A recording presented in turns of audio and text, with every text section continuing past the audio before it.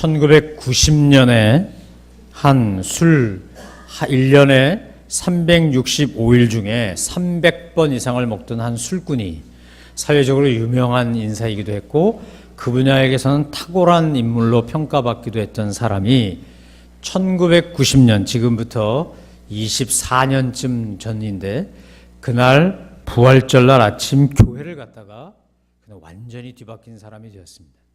그가 자기를 너무나 아끼고 사랑하는 사람에 의해서 교회에 강청을 받아 정말 간 건데 하도 정성을 들이니까 고맙고 미안해서 따라갔다가 그날 그 영혼을 기다리고 있었던 주님을 인격적으로 만나고 그는 변화됐고 그래서 그가 쓴 유명한 간증집이 막전엔 찐빵이라는 책입니다. 여러분 혹시 읽어보셨는지 모르겠는데 2000년대 초반에만 해도 아주 굉장한 베스트셀러 중에 하나였습니다. 최근에 이어령 씨가 지성에서 영성으로 라고 하는 책을 통해서 많은 이들에게 복음을 전하는데 좋은 길라잡이를 했다면 2000년대에는 초반에는 이만재 선생이 막전엔 찐빵 시리즈를 통해서 거듭난 그리스도인의 삶이 무엇인지를 보여주었습니다. 2000년 초에 빛과 소금이라는 기독교 잡지에 그분이 쓴 자기 간증문을 간단히 줄여서 이렇게 쓴 내용이 있는데 너무나 가슴에 와닿았기 때문에 제가 한번 인용해서 읽어보겠습니다. 1년이면 300번도 넘게 술을 먹던 술꾼의 둘도 없는 술친구 이장호 감독. 그의 반대편에서 나를 술독에서 꺼내어 교회로 인도한 이가 있었으니 그는 윤형주 장로다. 인간 윤형주는 세상에서 보기 드문 모범생과에 속한다면 인간 이장호는 세상에 둘도 없는 천방지축 괴짜 친구다. 누구도 극명하게 대비되는 이 두 사람이 한 가지 공통점이 있는데 그것은 개인사를 같이 겪었다는 것이다. 이 둘은 지난 1970년대 중반 소위 세상을 떠들썩하게 했던 연예인 대마초 사건의 당사자들이었다. 그로 인해 각자 자신들의 본업에서 무기한 퇴출을 당하는 비극을 겪었고 그 과정을 통해 인간 이장호는 영화가 지닌 사회적 책임의 눈을 뜨게 되었다.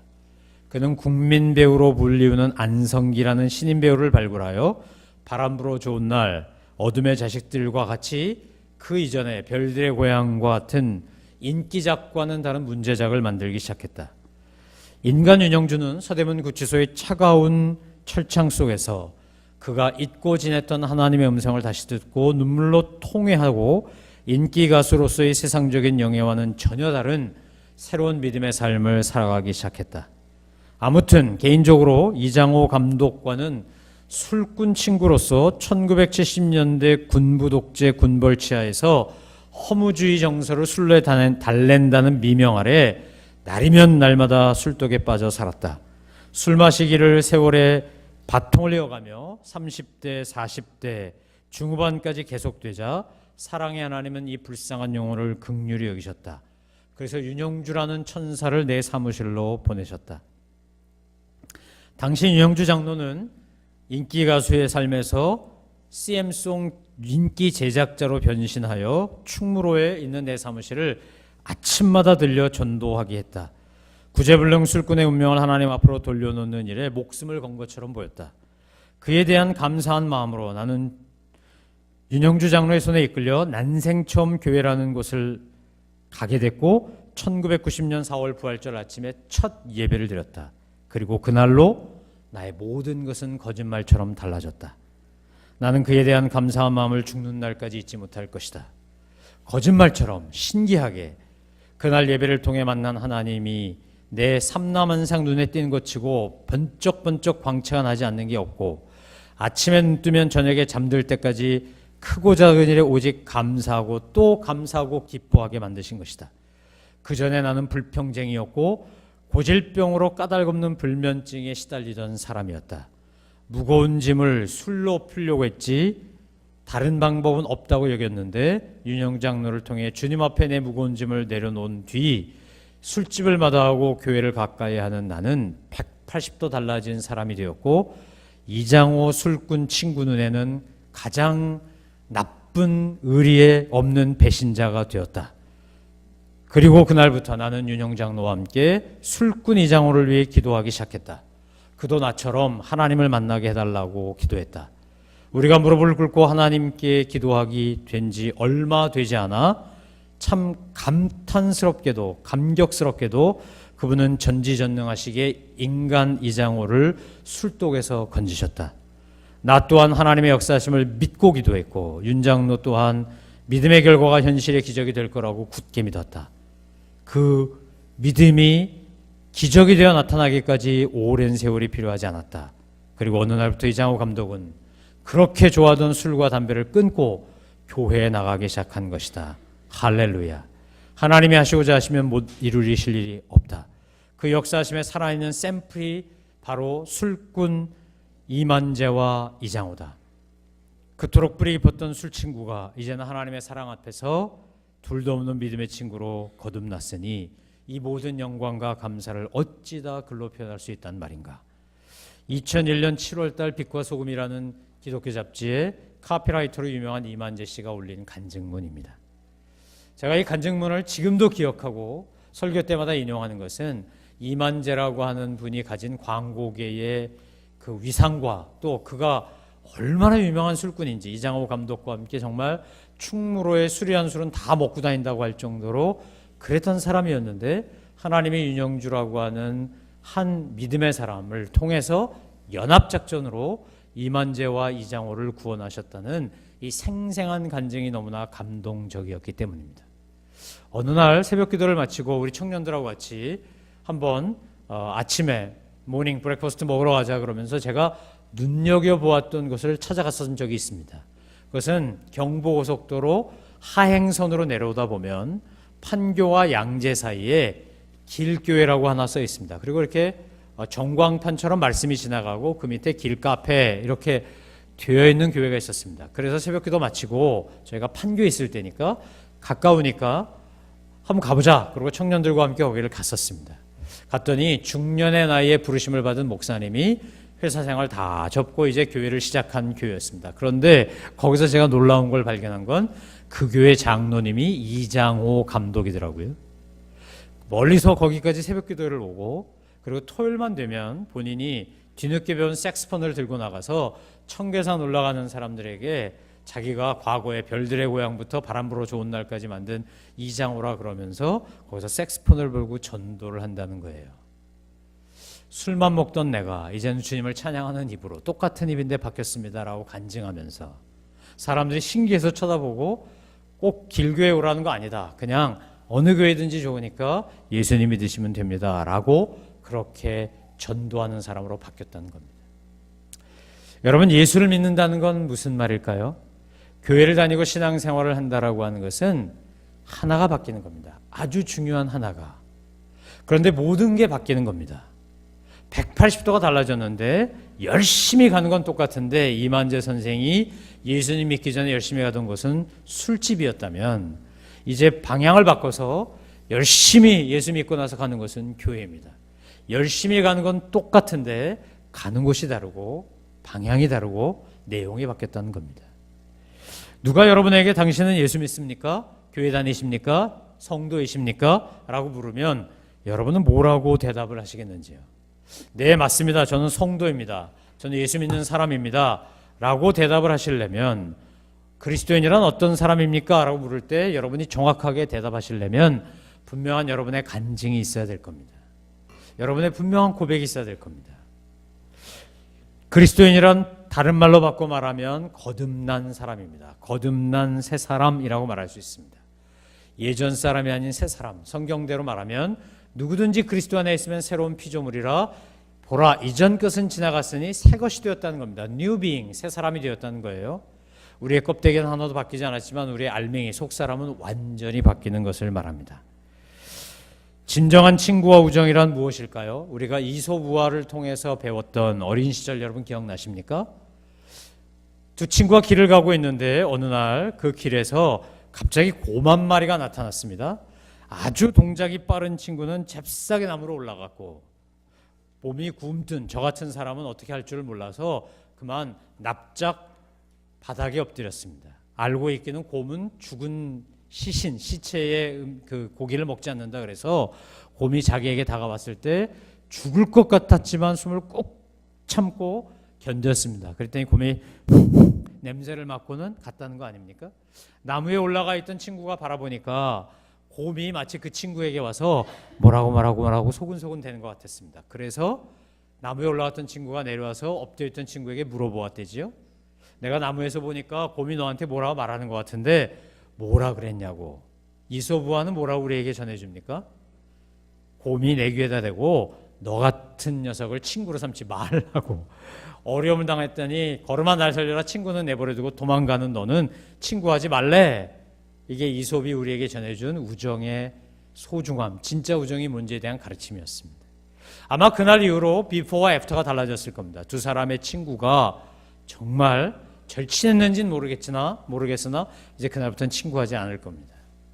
여러분, 예수를 믿는다라고 하는 것은 인격적으로 주님을 만나는 것이고, 인격적으로 주님을 만나게 되면 이전과 이후가 180도 달라지게 되어 있습니다. 전 저와 여러분이 스스로에게 정직하게 물어보시기를 바랍니다. 나는 정말 그리스도인인가? 나는 정말 거듭난 새 사람인가? 그리스도인이란 거듭난 새 사람인데, 저는 우리말로 표현하는 번역된 말 중에 성도라는 말도 참 좋지만, 거룩한 무리라는 말도 참 좋지만, 순우리말로 예수쟁이라는 말이 더 좋습니다. 왜요? 예수쟁이라는 말은 우리 옛날에 얕잡아 부를 때 뭐에 미친 사람, 매니아를 가리켜 뭐라 그랬습니까? 무슨 쟁이라 그랬습니다. 그래서 그림 그리는데 몰입되어 있는 사람을 뭐라 그랬어요? 환쟁이라 그러고요. 그런 차원으로 예수쟁이라고 불렀습니다.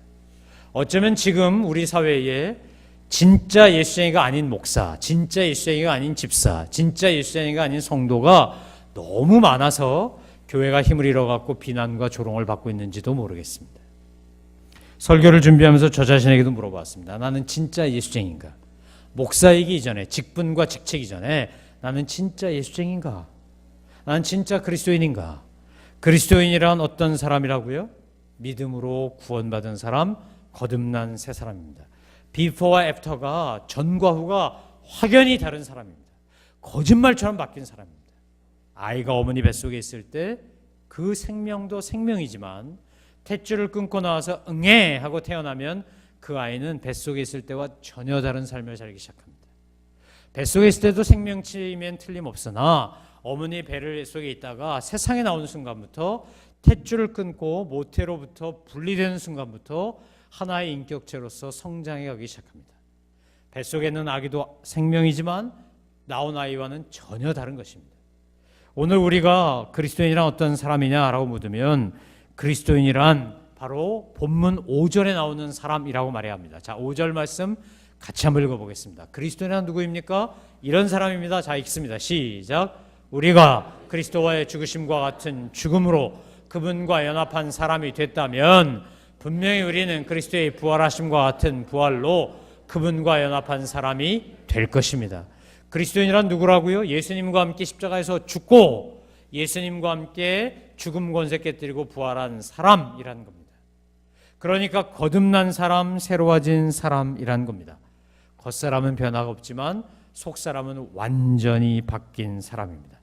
오늘 여러분 자신에게 한번 물어보십시오. 나는 예수님과 함께 죽고 예수님과 함께 다시 사셨는지요? 만약에 그렇지 않다면 여러분은 무늬만 그리스도인인 사람임에 틀림없을 겁니다. 성경은 우리에게 주님과 함께 죄에 대해 죽고 주님과 함께 살아야 된다고 말합니다. 바꿔 말하면 거듭난 새 사람이 되는 방법, how to born again, how to new being, 내가 어떻게 새 사람이 되고 거듭난 새로운 존재가 되느냐? 간단하다는 거예요. 주님과 함께 죽고 주님과 함께 살면 된다는 겁니다. 여러분, 그러면 주님과 함께 죽는 게 뭡니까? 뭐에 대해 죽는 겁니까? 주님과 함께 대해 죽는다는 것은 죄에 대해 죽는 겁니다. 여기에 계신 분 가운데는 세례를 받으신 분도 있고 안 받으신 분도 있지만, 세례라고 하는 것이 무엇입니까? 로마서 6장 1절에서 4절에 세례를 이렇게 정의했습니다. 같이 한번 읽어보겠습니다. 여러분 성경책을 펴시고 로마서 6장 1절로 4절, 자, 같이 읽습니다. 그러면 우리가 무슨 말을 해야 하겠습니까?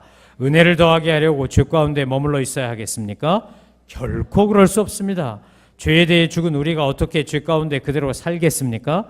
그리스도와 연합해 세례를 받은 우리는 모두 그리스도의 죽으심과 연합해 세례를 받은 줄로 알지 못합니까?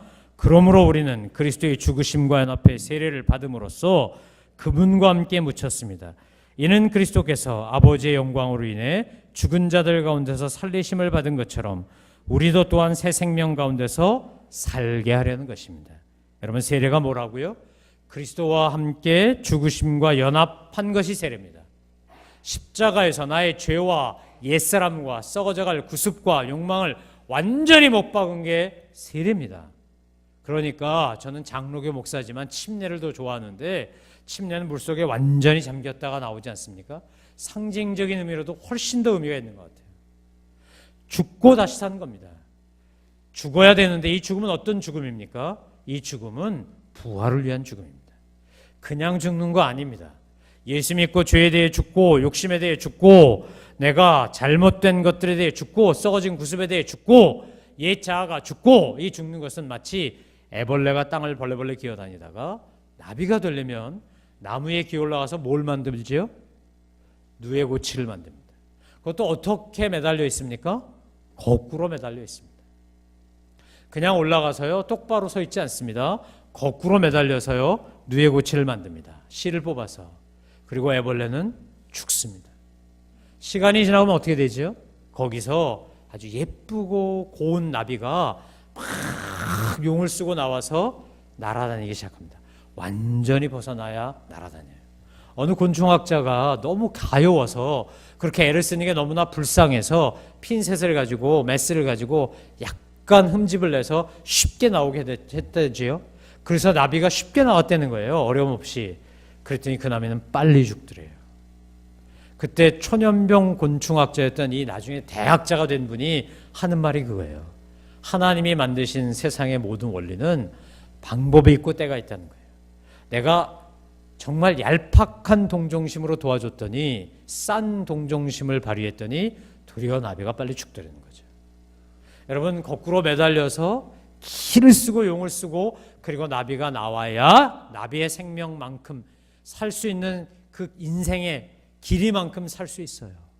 여러분, 죽을 때 분명하게 우리가 거꾸로 매달리고 용을 쓰는 것을 우리는 알게 됩니다. 경험합니다. 진짜 예수님과 함께 죽으면 그걸 뭐라고 말합니까? 회개라고 말합니다. 회개. 메타노이아라고 하는 이 회개는 방향을 바꾸는 것을 말합니다. 방향을 바꿨다. 여러분, 우리가 저 사람 완전히 변했어 그럴 때 360도 변했어 이렇게 표현하는데 그건 틀린 말이고요. 360도 변하면 도로 그 자리예요. 그러니까 어떻게 변했다고 말해야 정확한 거예요? 180도 변했어.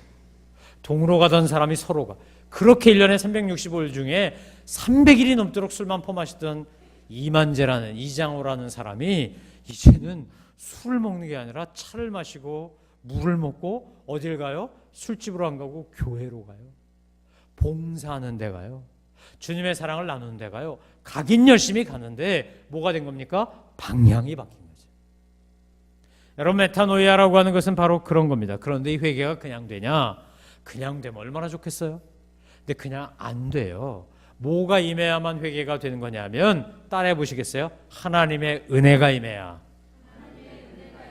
회개가 된다. 뭐가 임해야 회개가 된다고요? 하나님의 은혜요. 이만재라는 사람에게 하나님의 은혜가 임했기 때문에 윤영주 장로님의 손에 이끌려 교회 갔을 때 그 교회에서 자기를 평생 기다리신, 40몇 년을 기다리신 주님을 인격적으로 만난 거죠. 여러분, 은혜 없이 안 돼요. 오늘 우리가 부른 찬양으로요. 은혜로만 들어가네, 은혜로만 선다네. 우리의 노력이 아닌 뭐래요? 하나님의 은혜로. 여러분이 여러분 발로 교회 오신 것 같죠? 여러분이 그렇게 수고해서 오신 것 같죠? 요즘 우리 멀리 계신 분들이요, 사정 때문에 차가 없어지면 뭐 버스 타고 지하철 타고 기차 타고 이래가면서 막 2시간씩 걸려서 와요. 우리 여기 새로 오시는 우리 성도님도 대전에서 오신 분도요, 거기서부터 기차 타고 버스 타고 이러고 와요. 그런데 그렇게 오는데 그냥 오늘 교회 가야지, 나 빨리 가야 돼, 벌떡 일어나 오는 것 같죠? 천만에요. 하나님이요, 그런 마음과 은혜를 주시지 않으면 안 되게 돼 있어요. 저희 교회는 숫자에 비해서 멀리서 오신 분들이 많아요. 안양에서, 파주에서, 대전에서, 서울에서. 참 볼 때마다 감사하죠. 고맙고. 근데 그거 그렇게 오고 싶으면 누가 줬기 때문이라고요? 주님이 은혜로 주셨으니까요. 사람은요, 자기 마음 안 가는 일은 절대 안 해요. 마음이 가야 합니다. 마음이 안 가는데 억지로 하면 오래 못해요. 한두 번은 할 수 있을지 모르나 계속해서 못합니다. 여러분, 은혜가 임해야 뭐 한다고요? 계속해서 할 수 있어요. 은혜가 임해야 쉽게 해요. 은혜가 임해야 잘해요. 은혜가 임해야 꾸준히 해요. 전 여러분에게 하나님의 은혜가 날마다 넘치시기를 주의 이름으로 축원합니다. 회개도 뭐가 임해야 된다고요? 은혜가 임해야 돼요. 저는 어머니 뱃속에서부터 교회를 다녔어요. 그러니까 제 인생에 있어서 교회를 빼놓으면 아무것도 얘기가 안 돼요. 더더구나 지금 목사까지 됐으니. 그런데 찬송 부르다가 노래 익히고 성경 읽고 암송하다가 한글 깨우치고 그랬지만, 제가 정말 예수님을 인격적으로 만났던 티네이저 때까지는요, 내가 만난 하나님은 지식 속에 있는 하나님이었어요. 머릿속에 있는 하나님, 성경 속에 있는 하나님, 저와 인격적인 관계를 맺는 하나님이 아니었었어요. 그런데 중학교 때 그 여름 수련회 갔다가 왜 모닥불 피워놓고 캠프파이어 하면서 막 밤새도록 통성기도하고 하잖아요. 근데요, 제가 거기서 저도 기도하다가 그러다가 성령으로 찾아오시는 주님을 인격적으로 만나고 이만재 선생이 한 고백이 뭔지 제가 경험했어요. 보이는 관점이 바뀌더라고요. 추구하는 목적이 달라지더라고요. 삶의 이유가 바뀌더라고요. 존재에 대한 것이 바뀌더라고요. 여러분이 연약하기 때문에 우리를 둘러싸는 상황이 좋으면 기뻐하고 감사하는 거 잘하고요. 우리를 둘러싸고 있는 상황이 어려우면 불평하고 원망하는 일 잘해요. 근데 성경은 뭐라 그러죠? 항상 뭐 하라고? 기뻐하라. 쉬지 말고 기도하라. 범사에 감사하라. 이는 그리스도 예수 안에서 너희를 향하신 누구의 뜻이니라? 하나님의 뜻이니라. 알아요. 근데 잘 되나요? 항상 기뻐가 됩니까? 어떤 의미로는요, 우리 인생에 항상 기뻐하기보다 항상 불평할 때가 더 많아요. 얼마나 힘들고 어려운 게 많아요. 이건 이래서 마음에 안 들고 저건 저래서 힘들고, 그래서 불평하고 원망하고 비난하고 툴툴거리고 치치거리고 그럴 때가 얼마나 많습니까? 그런데 성령님이 임하시고 하나님이 우리에게 은혜를 부으시면 이건 이래서 기쁘고 저건 저래서 감사해요. 여러분, 그게 사람의 힘으로 될 것 같죠? 안 됩니다. 우리 꼬마가 겨울방학을 하니까 제가 왕년에 했던 거 똑같이 하더군요. 엄마하고 둘이 앉아갖고 뭐해요? 동그라미 그리고 자 갖다 놓고 뭐합니까? 시간표 짜지. 시간표. 몇 시에 자고 몇 시에 일어나고, 요때는 무슨 독서록을 책을 읽고 독서록을 쓰고, 요때는 EBS를 보고, 이때는 뭐라고, 이렇게 며칠 했을까요? 여러분 과거에 그거 하셔갖고 며칠 하셨어요? 초등학교 다닐 때, 중학교 다닐 때, 고등학교 다닐 때. 우리가요, 의지를 갖고 뭘 해본 사람은 알아. 야, 이게 내 맘대로 되나요? 안 되나요? 안 됩니다. 정직하게 양심에 손을 얹고 말하면 안 되는 게 많아요. 되는 게 많지 않아. 그런데 내가 예수를 그리스도로 믿고 나의 죄를 고백하고, 여러분, 은혜가 임하고 회개가 임하는 건요, 자기 반성, 뭐 양심적인 뭐 고해성사 이런 수준이 아닙니다. 주마등처럼 내가 지은 죄가 지나간데 못 견뎌서 막 떼굴떼굴 구는 거예요. 내가 이렇게 나쁜 놈이었다니, 내가 이렇게 간악했다니, 내가 이렇게 패역했다니, 내가 이렇게 형편없다니, 막 못 견뎌. 그래서 막 눈물이 펑펑 쏟아지고 견딜 수가 없어서 떼굴떼굴 굴고. 그런데 그런 회개의 과정을 통해 뭐가 보여요? 그럼에도 불구하고 나를 사랑하시는 하나님의 사랑이요, 아침 햇살처럼 따뜻한 봄바람처럼 나를 감싸 안는 것을 경험해요. 그래서 막 콧물 눈물 흘리며, 아, 하나님의 은혜로 있을 데 없는 자 왜 구속하여 준지 난 알 수 없도다. 목이 메어 찬양하는 게 목이 메어. 아, 하나님의 은혜로. 우리가 왜 어메이징 그레이스 그 찬양을 부르면 콱 목이 잠기는 겁니까? 왜 가슴에 감동이 옵니까? 나 같은 죄인 살리신 주 은혜 놀라와 잃었던 생명 찾았고 광명을 얻었네. 한국말로 찬양을 하든 영어로 하든 그 찬양이 그렇게 많은 그리스도인들에게 소위 인기 찬양이 되는 게 뭐겠어요? 그 찬송의 가사 속에 담긴 고백이 내 경험이고 내 고백이니까요. 여러분, 회개는 그래서 은혜 없이 안 되는 겁니다. 내 의지로 안 되는 거예요. 불교가, 힌두교가 자력 구원할 수 있다는 게 그 틀린 말인 이유가 뭔지 아십니까? 면벽 10년을 하건 뭐 겐지스 강에 가서 몸을 담그건 그 인도를 방문하건 중국을 가건 아무리 노력해도 해본 사람은 안 되니까요. 조금이라도 경건하게 살아보려고, 거룩하게 살아보려고 해본 사람은 알아요. 내가 얼마나 형편없는 존재인지, 내가 얼마나 무기력한지. 그래서 어떻게 해야 되는 겁니까? 하나님의 은혜로 하는 거예요. 하나님의 은혜로. 주여 이 불쌍한 죄를 긍휼히 여기소서. 우리가 할 수 있는 기도는 그저 하나님의 은혜를 구하고 또 구하는 거죠. 그러면 은혜가 임하면요, 나 스스로 죄에 대하여 죽고자 하는 마음이 생겨요. 뭘 붙잡고? 하나님 말씀 붙잡고. 마태복음 11장 28절로 30절은 이렇게 말합니다. 수고하고 무거운 짐을 진 사람은 다 내게로 오십시오. 내가 여러분을 쉬게 할 것입니다. 나는 마음이 온유하고 겸손하니 내 멍에를 메고 내게 배우십시오. 그러면 여러분은 마음에 쉼을 얻을 것입니다. 내 멍에는 편하고 내 짐은 가볍습니다. 저희가 판교에 있을 때 엘리베이터에서 탁 내리면 제일 먼저 흰 벽에 붙여놨던 말씀이 이 말씀이었습니다. 수고하고 무거운 짐진 사람 다 내게로 오라. 예수님이 저하고 여러분에게 초청하십니다. 여러분 인생을 살면서 여러분 나름대로의 수고하고 무거운 짐 있나요? 없나요? 있기만 합니까? 많이 있지요. 자식, 부모, 건강, 경제, 인간관계 여러 가지 면에서 우리는 참 많은 짐을 지고 살아갑니다. 그런데 여러분이 그 짐을 지고 해결해 보려고 하니까 잘 되든가요? 그 짐이 술술 풀리든가요? 우리가 조금만 살아본 사람은 잘 알아요. 안 된다는 걸요. 내 힘으로 뭘 하려고 하면 뭐 하죠? 꼬이기만 해요. 그런데 그 짐을 지고 어떻게 하면 됩니까? 주님 앞에 그냥 가시면 돼요. 아멘. 그게 은혜죠. 은혜라고 하는 건 우리에게 조건 없이 누구에게나 모든 사람에게 어떤 상황이든지 동일하게 주어지는 겁니다.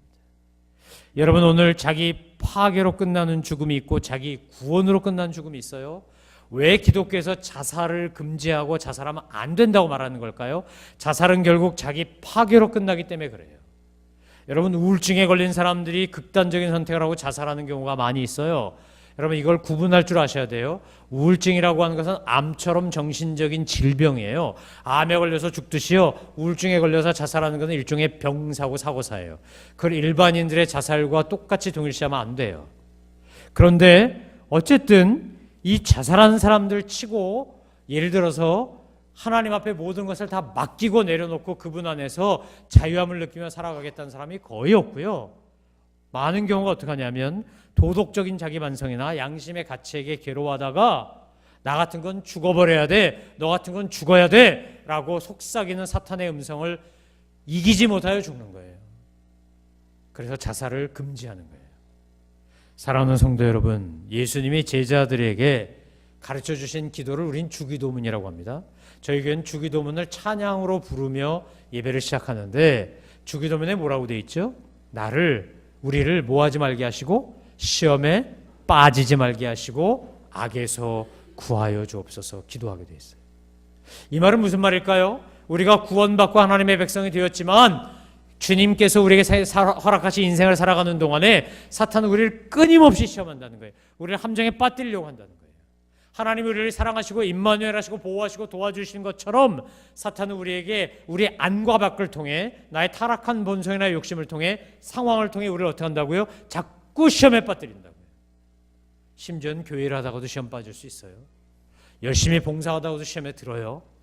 여러분 우리가 주님의 일 하면 시험 안 들 것 같죠? 천만에요. 찬양대 하다가 주방에서 봉사하다가 재정부 하다가 안내위원 하다가 열심히 교사하다가 우리 시험에 들 수 있어요. 왜요? 사탄은 우리에게 무차별적으로 하나님이 누구나 다 구원하시는 것처럼 사탄은 우리에게 무차별적으로 공격해요. 봐주는 거 없어요. 구분하는 거 없어요. 그래서 예수님이 제자들에게 분명히 기도하라 그런 거예요. 시험에 빠지지 않게 하시고 악에서 구하옵소서. 그렇게 기도해라 매일같이. 왜요? 사탄이 우리를 공격하는데 우리 힘으로 못 이기니까. 그래서 어떻게 해야 되는 겁니까? 연합작전에 하셔야 돼요. 연합작전. 누구와 함께? 예수님과 함께. 소 한 마리가 농사 짓는 것도 있지만 소 두 마리가 농사를 지을 때 소 두 마리가 각자 따로 놀면 안 되니까 어떻게 하냐면 거기다 멍에를 씌웁니다. 이렇게. 그러면 똑같이 소가 키도 크고 몸집도 크고 똑같은 소가 있냐? 그런 소는 없거든요.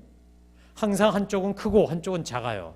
여러분 저 시베리아나 알래스카 같은 데서 왜 개가 눈썰매 끌잖아요. 예? 개가 막 썰매 끌지 않습니까? 거기도 맨 앞에 있는 개가 대장개예요. 시베리안 허스크. 막 눈에서 막 광채 나는 그 녀석들. 맨 앞에 있는 대장이요. 그 끌고 있는 그 개의 끈으로 된 멍에가 그게 제일 무거운 거예요. 주님이 우리에게 뭐라고 쫓아온다고요?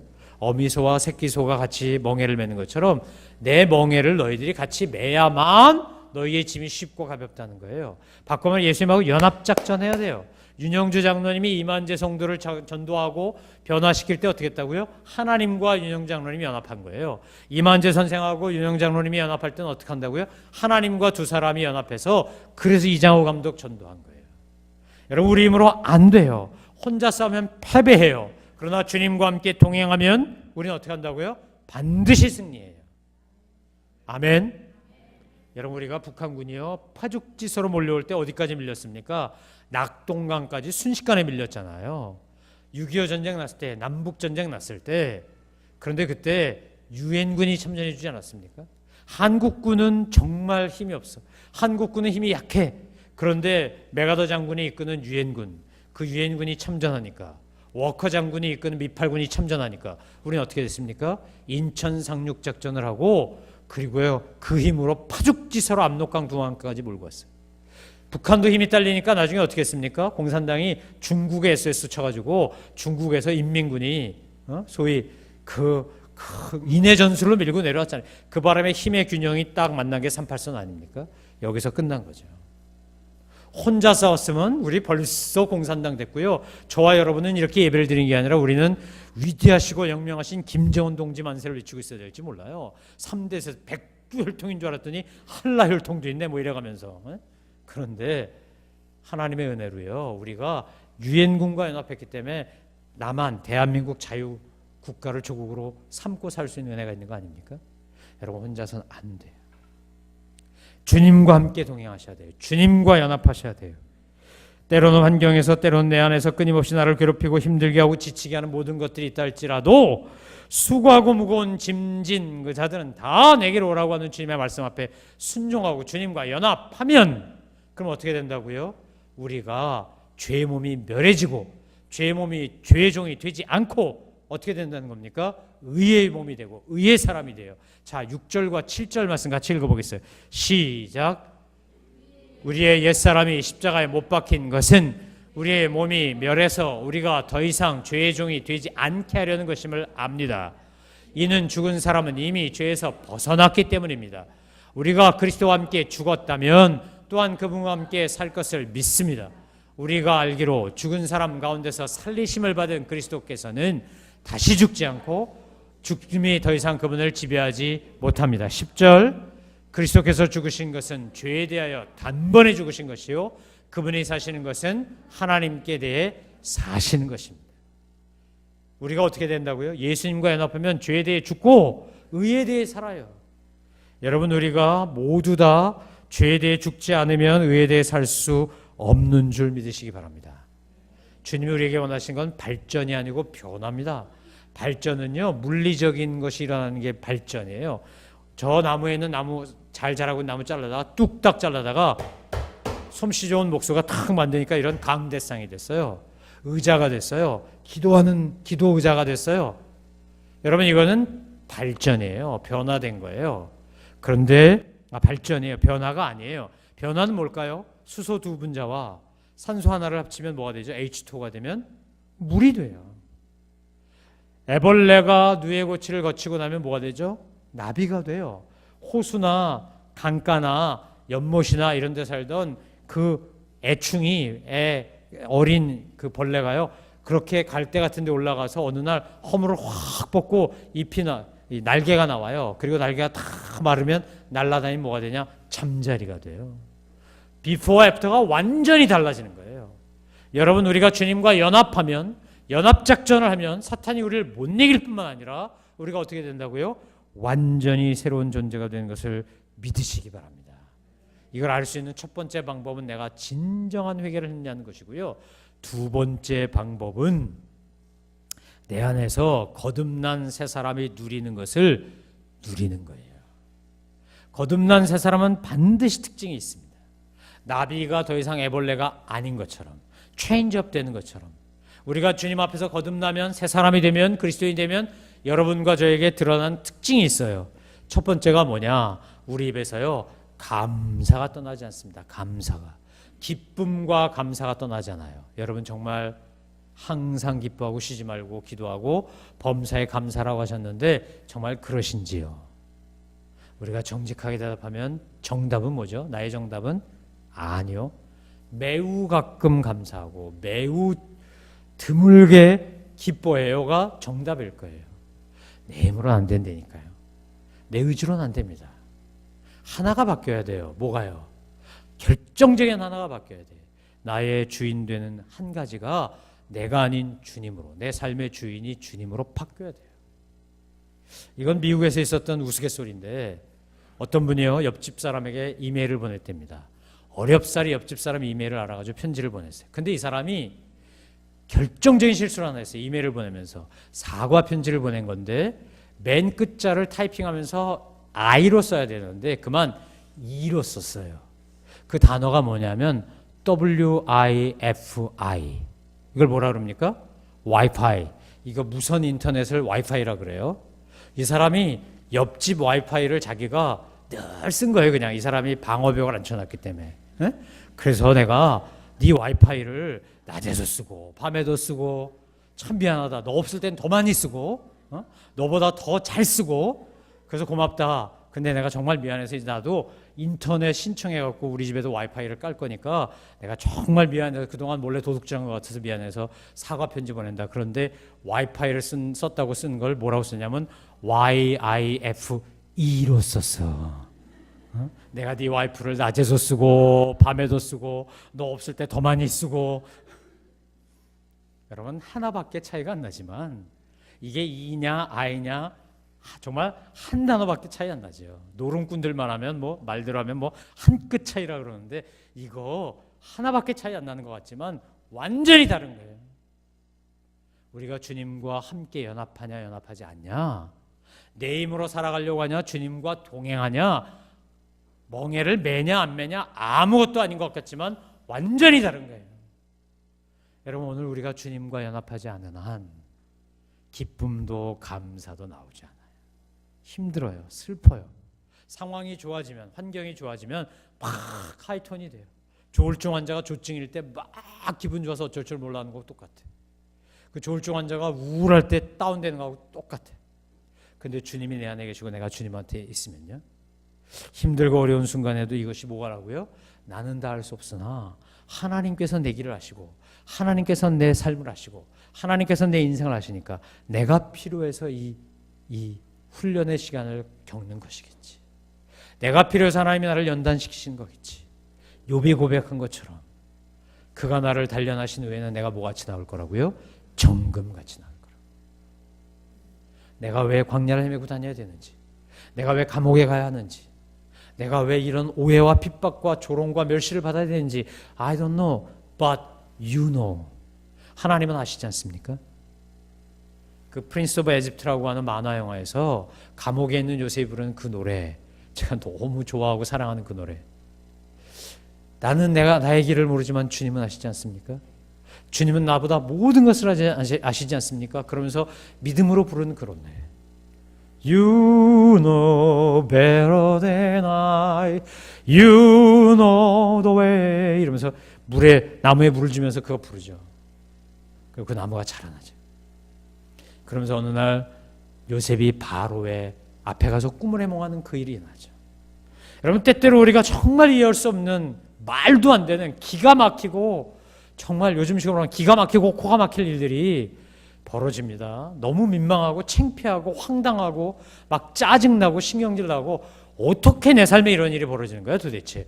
하나님 왜 이러시는 거예요? 왜 나만 미워하세요? 이렇게 정말 항의하고 싶을 그런 일들이 불쑥불쑥 우리 삶에 찾아올 때가 있습니다. 하지만 주님과 함께 있으면 그것이 합력하여 뭘 이룬다고요?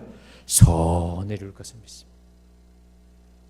모세는 고집이 센 사람이었으니까 40살에 아주 힘이 넘치고 지식이 충만할 때 하나님이 쓰시지 않고요, 나이 80 됐을 때 힘 다 빠졌을 때 그때 쓰셨어요.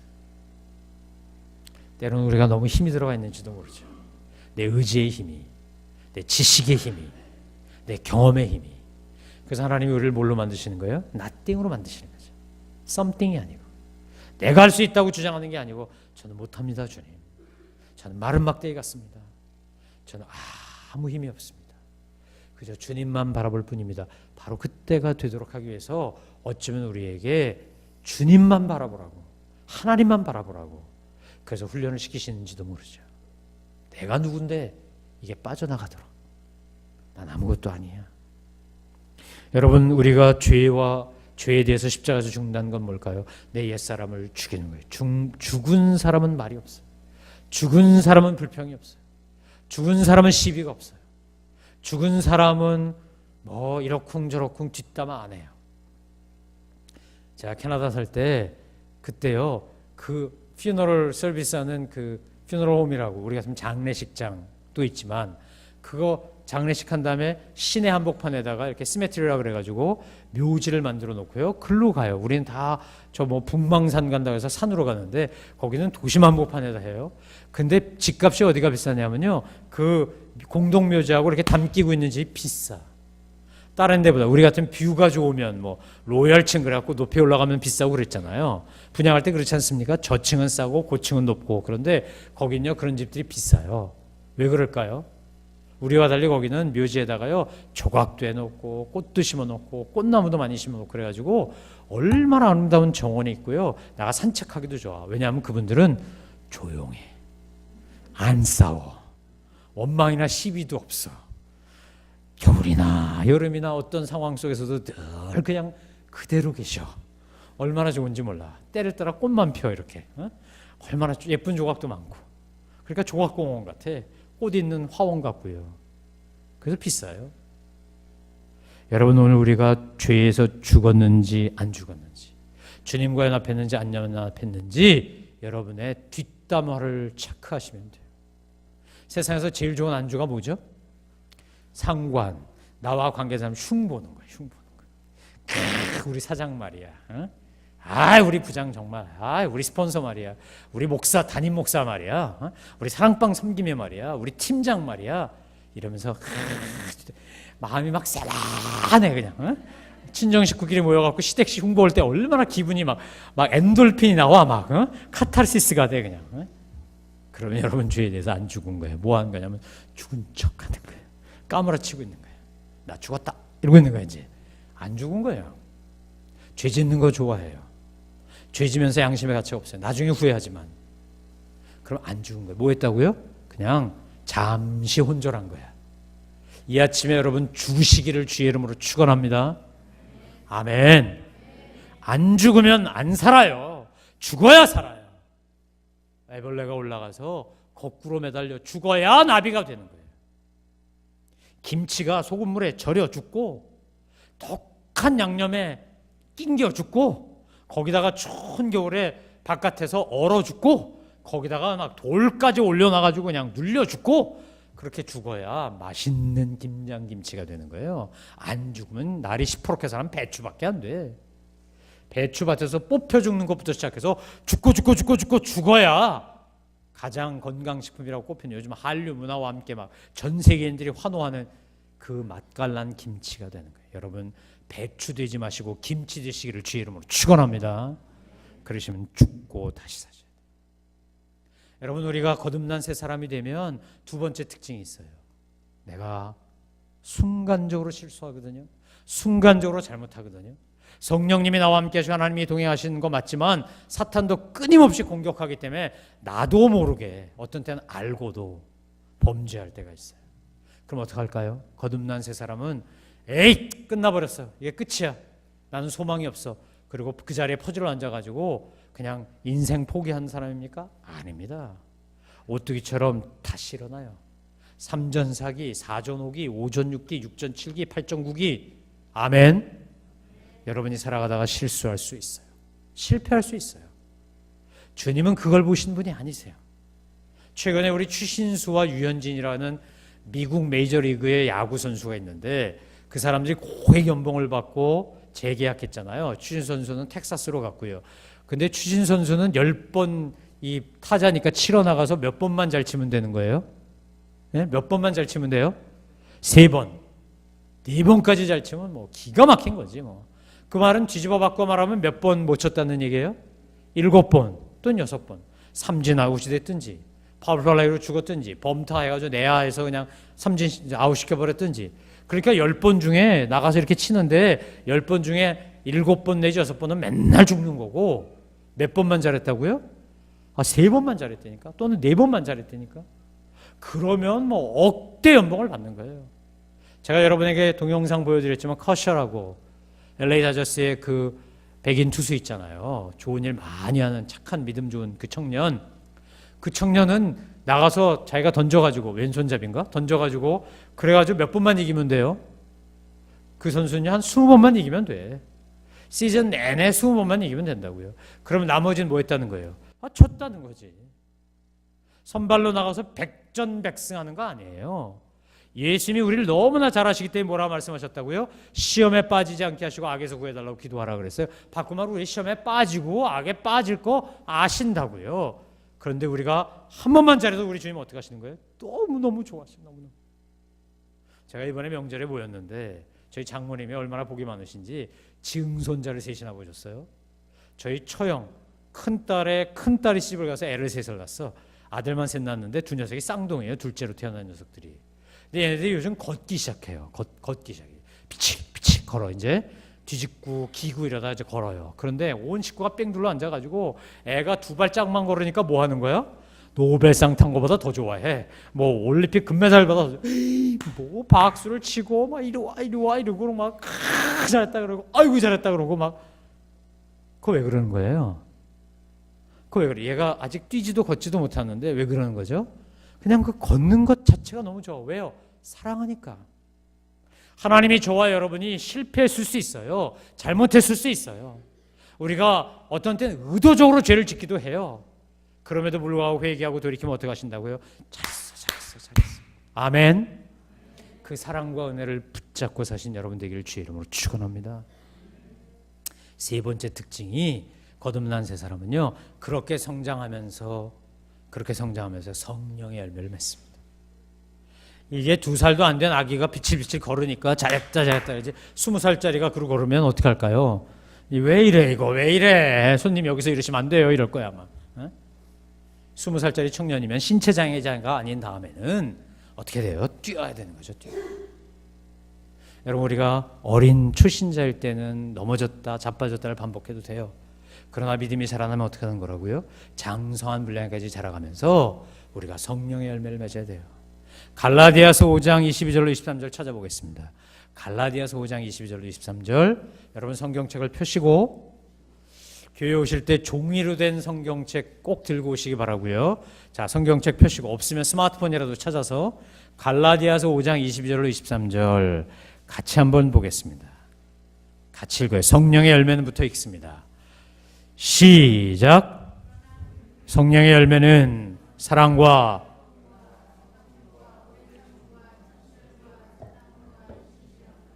온유와 절제입니다.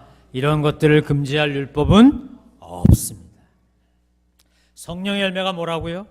사랑과 희락, 화평과 기쁨과 오래 참음, 인내와 친절과 선함과 신실함과 온유함과 절제라고요. 이것을 금지할 법이 있다고요? 없다고요? 없다고요. 여러분 우리가 세상을 살면서 정말 하나님이 보기를 원하시고 세상 사람들도 보기를 원하시고 여러분 자신도 여러분에게서 보기를 원하시는 게 뭘까요? 나의 매일매일의 삶에 하루하루의 삶에 성령의 열매가 맺히고 그리스도의 향기가 풍기는 게 아니겠습니까? 우리가 주님과 함께 죽고 주님과 함께 살았다면 그렇다면 우리에겐 그런 열매가 맺혀질 겁니다. 제가 몸담고 있는 저를 초대해서 들어가게 된 카톡방, 카카오톡 그 채팅방에 참 좋은 글들이 가끔 올라와서 제가 그걸 오늘 칼럼에 옮긴 겁니다. 어떤 분이 쓰신 기도문인지 모르겠는데 오늘 하루라고 하는 기도가 너무 좋아서 오늘 하루 내가 정말 말로, 행동으로, 언어로, 생각으로 그린 그림이 하나님께 올려질 아름다운 그림이 되게 해주십시오. 그래서 하나님 앞에 겸손히, 하나님 앞에 종일토록 도우심을 간구합니다. 아멘. 그게 그 기도의 내용이었어요. 제가 만난 사람들을 미소로 바라보게 하시고, 언어의 향기가 있게 하시고, 행동의 겸손이 있게 하시고, 오늘 하루, 오늘 하루, 오늘 하루. 오늘이 모이면 한 달이 되고, 하루가 모이면 한 달이 되고, 한 달이 모이면 1년이 되고, 1년이 모이면 일평생이 되는 거 아닙니까? 사랑하는 성도 여러분, 주님과 함께 죽고 주님과 함께 다시 살아 오늘 하루 성령의 열매를 맺으시고 그리스도의 향기를 풍기시고 넘어졌다가도 일어나고 항상 기뻐하고 범사에 감사하면서 주님의 나라를 확장해 가시는, 주님의 주님 되심을 증명하시는 저와 여러분이 되시기를 주의 이름으로 축원합니다. 기도하겠습니다. 하나님, 죄에 대해 예수님과 죽고 예수님과 함께